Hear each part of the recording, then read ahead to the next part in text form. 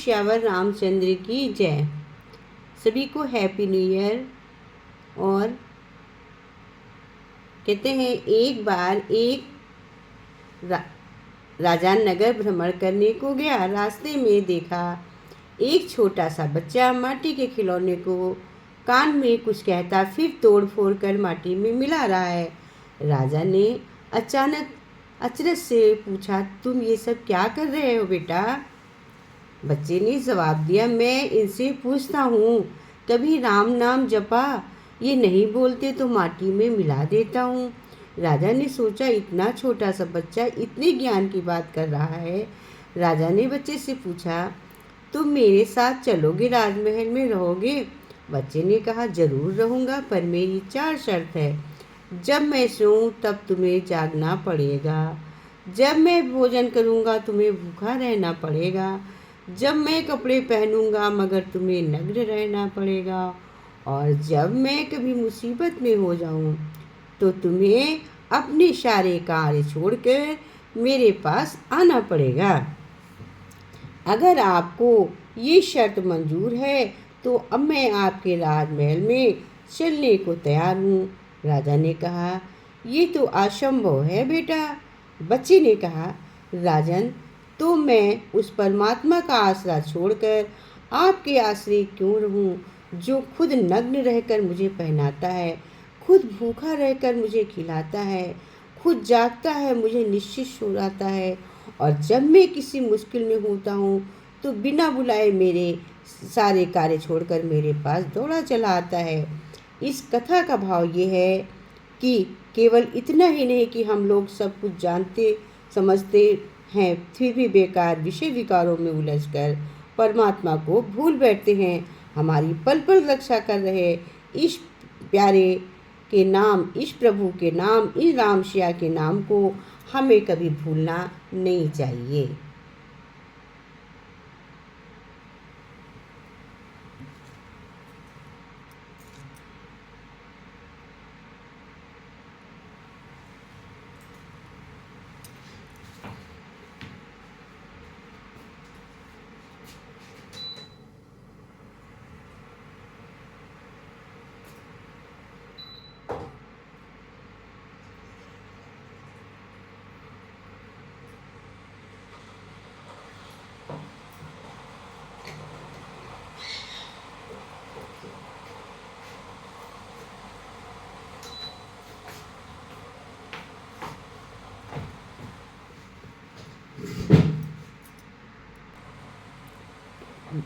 कहते हैं, मिट्टी में मिल गए वो बादशाह जिन्हें खुद पर गुमान था, वो पत्थर भी नहीं डूबा जिस पर प्रभु श्री राम का नाम था।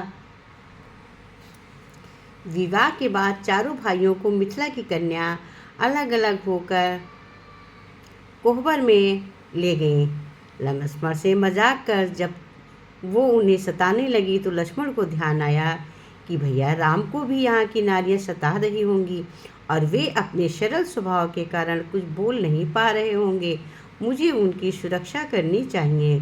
सो लक्ष्मण अपने कोहबर से निकलकर उस कोहबर में आ गए हैं जहाँ राम और सीता विराजमान थे। सीता जी की सखियों ने जब लक्ष्मण को देखा तो आपस में बोली, अब तो 2 दूल्हों को छोड़ने का आनंद मिलेगा, और उन्होंने छेड़ना शुरू कर दिया।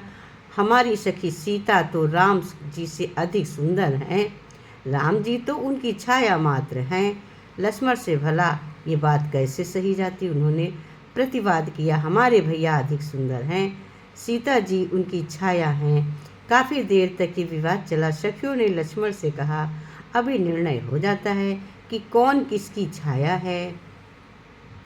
ये बताइए कि छाया का रंग कैसा होता है? लक्ष्मण ने कह दिया, काला। इस पर सखियाँ खुश होते हुए कहा, हमारी सीता का रंग गोरा है और आपके राम जी का रंग सांवला है। इसी से सिद्ध होता है कि सीता सुंदर और राम जी तो उनकी छाया हैं। अब लक्ष्मण भैया कुछ न बोल सके। कहते हैं, राम दरबार का अर्थ है धर्म, अर्थ, काम, मोक्ष के साथ सीता रूपी महामाया और हनुमान रूपी भक्त का प्रतीक है। राम ही आधार, जाने सारा संसार।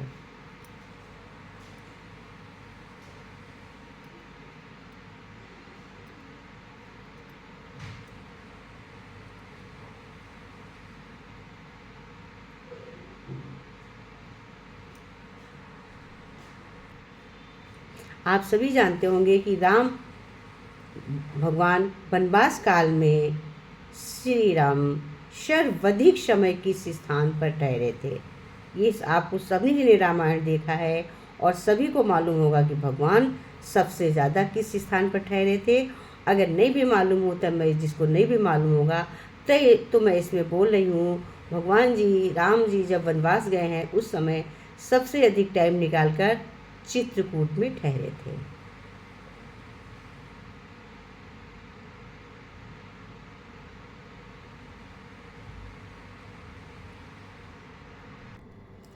भैया श्री राम जय राम, जय जय राम प्रभु राम, जय राम जय जय राम।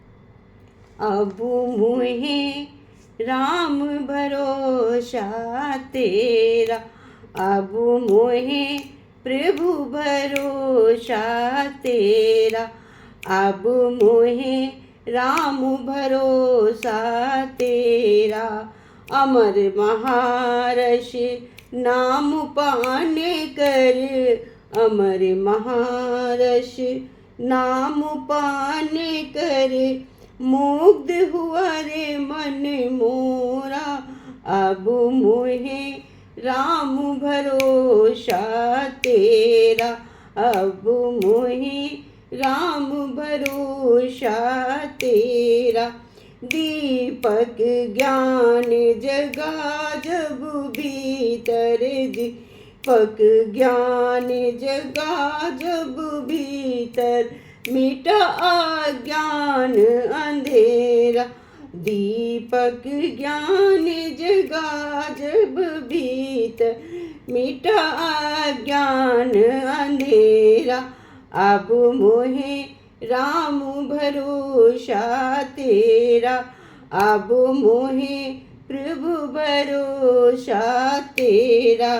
निशा निराशा दूर हुई जब, निशा निराशा दूर हुई जब, आया शांत सवेरा। निशा निराशा दूर हुई जब, आया शांत सवेरा। अब मोहे राम भरोसा तेरा, अब मोहे प्रभु भरोसा तेरा। बोलो श्यावर रामचंद्र की जय।